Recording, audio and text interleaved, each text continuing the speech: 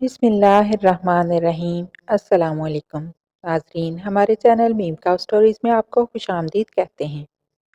جب میں اٹھی تو سڑک کنارے بیکاریوں کی طرح پڑی تھی۔ آنے جانے والوں کو میری کوئی پرواہ نہ تھی۔ میں اٹھی اور چلتے ہوئے سامنے پہلا جو گھر آیا ادھر دستک دی۔ ایک بوڑھے آدمی نے دروازہ کھولا، سر پر ٹوپی اور داڑھی والا وہ شخص شریف لگ رہا تھا۔ میں نے اس سے کہا میری مدد کریں، میں نے 2 دن سے کچھ نہیں کھایا۔ میں رونے لگی تو وہ مجھے اندر اپنے گھر میں لے آیا۔ گھر میں اس نے اپنی بہو کو آواز دی اور پشتو زبان میں کچھ بول کر چلا گیا۔ اس کی بہو بہت اچھی تھی۔ اس نے مجھے کھانا دیا، کپڑے بدلوائے، بہت ہی غریب سے تھے مگر اچھے لوگ تھے۔ اس کا نام ہنا تھا۔ ہنا نے مجھے دوائی دے دی اور پھر میں کب سوئی مجھے نہیں پتا۔ آرام سکون سے سوتی رہی، مجھے کسی نے ڈسٹرب نہیں کیا۔ کچھ دن انہوں نے مجھے پناہ دی۔ اس کے بعد میرا ایک جوان عورت کا یوں اس طرح 2 مردوں والے گھر میں رہنا مناسب نہ تھا۔ تب ایک دن اس بوڑھے آدمی نے مجھے نکاح کی دعوت دی۔ میرے گمان میں بھی نہ تھا۔ پہلے تو دل بالکل نہ مانا مگر حالات کو دیکھتے ہوئے میں نے ہاں کر دی تھی۔ جس دن میرا نکاح شیر خان سے ہوا مجھے گھر والوں کی بہت یاد آئی تھی۔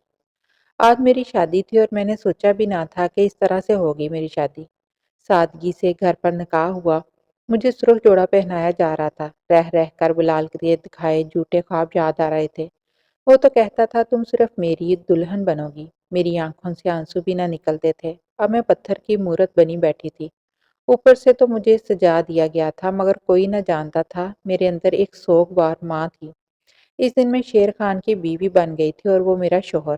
کچھ بھی تھا مگر میرے لیے وہ ایک محافظ تھا اور ایک محفوظ چھت دینے والا تھا۔ میں نے فیصلہ کیا آج سب کچھ بلا کر میں سچے دل سے شیر خان کو اپنا لوں گی اور میں نے یہی کیا۔ اس کو دل و جان سے خدمت کرتی اور وہ اس کا بیٹا دن بھر مزدوری کرتے، رات کو لوٹ آتے تو ہم سب بیٹھ کر ساتھ کھانا کھاتے تو احساس ہوتا کہ میں دنیا میں اکیلی نہیں ہوں، یہ سب میرے اپنے ہیں۔ اس موڑ پر آ کر زندگی کچھ پرسکون لگنے لگی تھی مگر شاید مجھے راس نہ آ سکی۔ کچھ دن یہاں رکنے کے بعد شیر خان مجھے اپنے ساتھ ان کے گاؤں ایبٹ آباد لے آیا۔ ہم کسی شادی پر گئے تھے کہ وہاں ایک امیر کبیر شخص کو میں پسند آ گئی اور شیر خان نے مجھے اس شخص کی فروخت کر دیا اور ایک بار پھر مجھے میرا گھر چھوڑنا پڑا۔ کتنی محبت اور لگن سے یہ گھر سجایا بنایا تھا میں نے اور ایک بار پھر گھر سے زبردستی نکال دی گئی۔ تب سوچا اپنے گھر کی دہلیز پار کرنے کی یہ سزا ہے کہ آج نہ چاہتے ہوئے مجھے اپنا گھر، اپنی یہ چھوٹی سی دنیا چھوڑ کر ایک بار پھر اس ظالم زمانے کے رحم و کرم پر چلنا پڑے گا۔ جس نے مجھے خریدا تھا میں نے اس کی بس ایک ہی جھلک دیکھی تھی۔ وہ دیکھنے ہی سے کوئی بدکار انسان لگتا تھا۔ کل میری طلاق کی تمام تر کارروائی پوری ہونے والی تھی اور مجھے اس شخص کے ساتھ جانا تھا۔ اس رات میں گھر سے بھاگ گئی تھی مگر وہ بہت اثر و رسوخ والا بندہ تھا۔ اس کے آدمیوں نے 2 دن ہی میں مجھے ڈھونڈ نکالا تھا، پھر اس نے نفرت میں آ کر مجھے ایک کال کوٹری نما کمرے میں قید کر دیا۔ وہ ایک گھر تھا، آبادی سے دور، آس پاس کوئی گھر نہ تھا، 1-2 انسان آتے جاتے دکھ جاتے، ایک گورنمنٹ کا سکول تھا جو شاید سالوں سے بند تھا۔ اس گھر میں سارا دن میں اکیلی رہتی، دم گھٹتا تھا میرا، چیخ چیخ کر روتی، سر پٹکتی تھی مگر سننے والا کوئی نہ تھا۔ وہ روز رات کو آتا اور اپنا مقصد پورا کر کے صبح چلا جاتا، مجھ سے اپنے جوتے اترواتا، پیر دھلواتا، بال نوچتا، تشدد کرتا تھا کیونکہ میں نے بھاگ کر اس کی جھوٹی انا کو للکارا تھا جس کا بدلہ وہ یوں مجھ سے لے رہا تھا۔ خیر میری آنکھ سے اب آنسو نہ گرتا، میں پتھر کی سی ہو گئی، مجھے اس کے ایسے رویے کی عادت ہو گئی تھی۔ 8 ماہ گزر گئے، اس کے بعد اس نے مجھے ایک بازارو عورت بنا دیا۔ گھر میں مردوں کو بلاتا، اچھے پیسے لے کر مجھے ان کے سامنے پیش کرتا۔ ہزاروں مرد آ چکے تھے یہاں۔ اب تو مجھے میرے وجود سے نفرت آتی تھی، یوں لگتا میں پیدا ہی دوسروں کی تفریح کے لیے ہوئی ہوں۔ میرا اپنا کوئی وجود نہیں۔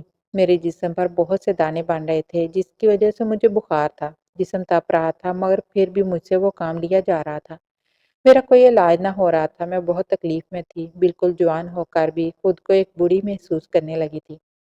یوں لگتا ہے جسم تو کب کا درندوں نے نوچ کھایا، اب ہڈیاں بھی گل رہی ہیں۔ دوپہر کا وقت تھا۔ آج اسد اللہ جس نے مجھے خرید رکھا تھا نے آنا تھا۔ اس کو گھر گندا بالکل پسند نہ تھا۔ تبھی میں گھر کے کام میں مصروف تھی، کپڑے دھو کر اوپر دیوار پر ڈالے تھے وہ اٹھانے جا رہی تھی۔ میری طبیعت بالکل ٹھیک نہیں تھی، دانوں میں پس پڑ رہی تھی۔ کوئی سکن انفیکشن ہوا تھا جس کا علاج نہ کروانے پر وہ بڑھ رہا تھا۔ کمزوری سے مجھے چکر آ گیا، میں گر گئی، نیم بے ہوش تھی۔ گھر میں کوئی تھا ہی نہیں جو میری مدد کرتا۔ میں تیز دھوپ میں وہی اوندے منہ گر پڑی۔ دھوپ میرے جسم کو جھلسا رہی تھی، میرے بدن میں ذرا سی بھی طاقت نہ تھی۔ इस पल महसूस हुआ शायद जान इस भारी वजूद को बोझ से आज़ाद हो रही है। ये ख्याल मेरे लबों पर मुस्कान ले आया। मेरी नज़र के सामने अम्मी, अब्बू, बहन, भाई घूमने लगे। उनकी आवाज़ें कानों में पड़ने लगी थी। मगर मैं इतनी बदकिस्मत थी, मैं मरी नहीं। इस दिन भी मैं बच गई थी। जब असदुल्ला को ये लगने लगा कि मैं अब उसके किसी काम की ना रही, तो उसने अपने एक ख़ास आदमी को ये काम सौंपा कि मुझे किसी वीरान जगह पर ले जाकर कत्ल कर दे। रात का वक्त था, मैं सो रही थी, बुखार अब भी था कि अचानक शोर से मेरी आँख खुली तो सामने एक शख्स खड़ा था। उसने अपना चेहरा छुपा रखा था और मुझ पर गन तानी हुई थी। फिर मुझे बाजू से पकड़कर सहन में ले आया। मुझे घुटनों के बल बिठा दिया। मैंने उससे कोई सवाल न किया, ना कोई खौफ आया मुझे। मैंने बस अपनी आंखें बंद कर लीं। तुम्हें डर नहीं लगा? उसने सवाल किया, जिस पर मैंने नफी में सर हिलाकर जंबश दी और कहा, तुम तो मेरे मोहसिन हो, जो मुझे इस जहन्नम से निजात देने आ गए हो, वरना ये कमबख्त जान निकल ही नहीं रही है। मुझे आराम नहीं आ रहा। मेरी बात पर उसको हैरत का एक झटका जरूर लगा। वो कुछ देर खामोशी से खड़ा रहा, फिर बोला, क्या नाम है तुम्हारा? नीलम। जिस पर वो लड़खड़ा सा गया और 2 कदम पीछे हुआ और गन एक तरफ रखकर रुख फेर कर खड़ा हो गया। मुझे ये बिल्कुल अच्छा न लगा। मैं चाहती थी जल्दी वो मेरी रूह को आज़ाद करे। मैं उसके पैर पड़ने लगी कि मुझे मार दे। जब उसने ऐसा ना किया, तब मैंने कांपते हाथों के साथ उसकी गन उठा ली और अपने सर पर रखकर चला दी। मगर उसने बड़ी फुर्ती से गन का रुख ऊपर कर दिया। मुझे ऐसे लगा जैसे मेरे पैरों में जान ना रही हो। मैं रोते-रोते उसके कदमों में गिर गई। मेरी सज़ा को कम कर दो। मुझे मारते क्यों नहीं हो तुम? मैं अरसे बाद दाढ़ें मार-मार कर रोई थी। उसने मुझे रोने दिया। वो वैसे ही खड़ा रहा, फिर मेरे साथ ज़मीन पर बैठ गया। हम दोनों की नज़र मिली। उसकी आंखें खूबसूरत थीं और पलकें भीगी हुई। कौन हो तुम? उसने पूछा। तो यूं लगा बरसों बाद कोई अपना मिला हो जैसे। पता नहीं क्यों ऐसा लगा था मैंने अब बोलना बिल्कुल छोड़ दिया था, मगर उसके एक बार पूछने पर सब कुछ उसे कहती गई। तुम कौन हो? अब मेरा सवाल था, जिस पर वो बोला, एक गुनहगार। उसकी आंखें नम थी। मैं 21 साल तक का था जब कुछ गलत किस्म के दोस्तों की सोहबत में बैठकर गलत रवश पर चल पड़ा था। रात को दोस्तों के साथ मिलकर हम लोगों को लूटते थे, मगर किसी की जान लेने का कभी सोचा तक न था। हम 3 भाई थे। मैं मंझला था। दोनों भाई काबिल और अच्छी नौकरी कर रहे थे। मैं हर वक्त वालिद के कोसने सुनता, मगर करता वही था जो मेरा दिल होता। वालिद साहब को जिस दिन पता चला कि मैं छिनताई करता हूँ, तो मुझे घर से निकाल दिया था। हमारे गांव में ज़मीनें थी, लेकिन ताया मेरा हमारे हिस्से की भी कब्जा करना चाहता था। मुझे इसकी बेटी से मोहब्बत थी। कुछ अरसे बाद मेरे वालिद ने मुझे लालच दिया कि उससे मेरी शादी करवाएंगे अगर मैं ये काम छोड़ दूँ। मैंने हामी भर ली। फिर मेरी शादी हो गई। तब मैं 23 साल का था। दिन हंसी खुशी गुजर रहे थे। मैंने हर बुरा फेल तर्क कर दिया था और एक नौकरी करने लगा था। मेरी दुनिया बस नीलम ही थी। हाँ, उसका नाम भी नीलम था। जब तक उसका चेहरा न देख लेता, मेरा दिन न गुजरता था। जान बसती थी उसमें मेरी। फिर ज़मीन पर हमारे झगड़े बढ़ने लगे। ताया ने हक हमारी भी ज़मीन पर कब्जा चाहता था। बात अदालत तक पहुंच गई थी। एक दिन ताया हमारे घर आकर ज़बरदस्ती नीलम को ले गए। मैं तब घर पर ना था, वरना मेरे रहते ये मुमकिन ना था। अदालत का फैसला ताया को यकीन था कि हमारे हक में होगा। तब ताया ने बड़ी चालाकी से नीलम को ले जाने के बाद अगले ही दिन फ़ोन करके कहा कि मेरे वालिद आकर नीलम को ले जाएं। वह गाँव गए थे तो ताया ने वालिद साहब पर गोलियां चलवाकर उनको जान से मार डाला। साथ ही उनके खेत में काम करने वाली एक किसान की बेटी, जो इनकी हवेली की मुलाजमा थी, को भी मार डाला और इस कत्ल को गैरत के नाम पर कत्ल करार दिया। अब्बू की मैयत जब घर आई, मातम मच गया। सब रोने पीटने लगे, पर मैं उस दिन एक आंसू भी ना बहाया। वालिद की तदफीन के बाद ताया ने अम्मी को फ़ोन करके धमकी दी कि सारी ज़मीन मेरे नाम कर दो, वरना अपने बेटों से भी हाथ धो बैठोगी। माँ ये सुनकर पीछे हट गई। तमाम ज़मीन जायदाद उसके नाम कर दी और हमसे कहा, हम ये शहर छोड़कर चलते हैं। मेरे भाइयों ने माँ की हाँ बात से इत्तेफाक किया, मगर मैं अपने बाप की ज़िल्लत भरी मौत नहीं भूल सकता था। पुलिस की मदद ली, मगर किसी ने कोई मदद ना की। हर तरह की कोशिश के बाद जब मुझे कोई रास्ता ना दिखाई दिया, तो मैंने सर पर कफन बांधकर एक बार फिर गन उठा ली और ठान लिया, दुश्मन को मारकर मरूंगा। वालिद और ताया 2 ही भाई थे। ताया के 2 बेटे थे।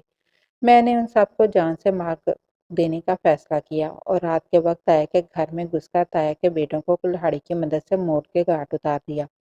फिर ताया मेरा निशाना था। मैंने गोली चलाई। वो लम्हा मेरी ज़िंदगी का सबसे अज़ियत भरा था। बीच में नीलम आ गई और मैंने अपने ही हाथों से अपनी जान को मार डाला। वो अकेली ना थी, बल्कि उसके वजूद में एक नन्ही जान और भी थी, मेरा बच्चा। मैंने अपना बच्चा अपने हाथों से खो दिया। ये दर्द वही जानता है जिसने अपनी औलाद खोई हो। नीलम गिरी। मैंने ताया पर गोलियों की बरसात कर दी। भागते हुए नीलम के पास गया। उसको अपनी बाहों में आखिरी बार भरा। میں بن جال مچھلی کے تڑپ رہا تھا۔ اس کو اٹھا کر اسپتال لے جانے لگا۔ میں جانتا تھا وہ مجھ سے نفرت ہی کرے گی، مگر میں اس کی زندگی بچانے کے لیے ہر حد سے گزر سکتا تھا۔ 2 قدم چلتے ہی وہ مجھے ہمیشہ کے لیے چھوڑ کر چلی گئی۔ میں پاگلوں کی طرح نیلم نیلم پکارتے اس کو گود میں بھرے روتا رہا۔ آئی ٹوٹا تھا وہ آنسو کا سیلاب، یہ غم میرے اعصاب پر بھاری پڑ رہا تھا۔ اس دن میری دنیا بے رنگ ہو گئی تھی، جس میں اب مرتے دم تک رنگ نہیں بھریں گے۔ تایا اور اس کے بیٹوں کی موت کے بعد ساری زمین جائیداد میرے بھائیوں کو مل چکی تھی۔ پولیس مجھے پکڑ کر لے گی، مجھے سزائے موت دی جانے والی تھی۔ کیسر صاحب نے مجھے آزاد کروا دیا۔ یہ ایک بڑے پیمانے پر جرائم پیشہ انسان ہے۔ پولیس ان کے ہاتھ میں ہے۔ مجھے وہ کیسے جانتا تھا اور اس نے مجھے کیوں چھڑوایا، یہ میں آج تک نہیں جان سکا۔ مگر اس کے بعد سے لے کر اب تک میں اسد صاحب کے لیے کام کر رہا ہوں۔ ہزاروں قتل کر چکا ہوں۔ اب زندگی کا بس یہی مقصد ہے۔ گھر والے قطع طلب کر چکے ہیں۔ اس نے میری جان کیوں بخش دی، میں نہ سمجھ سکی۔ شاید میرے نام کی وجہ سے۔ چلو، اس نے اچانک میری کلائی پکڑی اور بولا۔ مگر کہاں؟ اس نے جواب نہ دیا اور مجھے پکڑ کر باہر لے آیا، جہاں اس کی گاڑی کھڑی تھی۔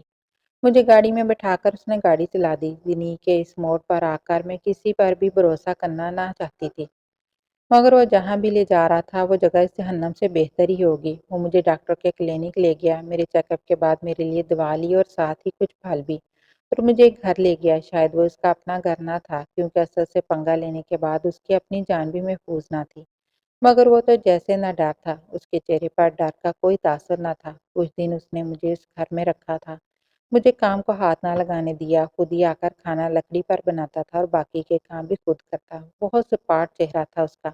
وہ مسکراتا نہ تھا، مگر نئے نقش نہایت پرکشش تھے۔ اس نے میری بہت دیکھ بھال کی، جس سے مجھ سے بہتری آنے لگی۔ میں کمرے میں سوتی تھی اور وہ باہر صحن میں۔ اس نے آج تک مجھ پر غلط نگاہ نہ ڈالی تھی۔ پتہ نہیں کیوں وہ دنیا بھر کے ظلم کے مقابلے میں میرے سامنے ڈھال بن کر کھڑا ہو گیا تھا۔ وہ چائے بنا رہا تھا کہ میں نے اس سے سوال کر ڈالا، تم نے مجھے کیوں نہیں مارا؟ ہمارے بیچ بات چیت بہت کم ہوتی تھی۔ میں نے آج تک کسی مظلوم کی جان نہیں لی۔ ہم یہ بات کر ہی رہے تھے کہ اسد کے بندے دروازہ توڑ کر گھر میں گھس آ گئے۔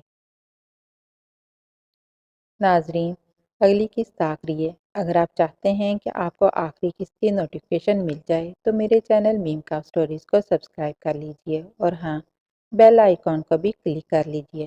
تب تک کے لیے اجازت دیجیے۔ اللہ حافظ۔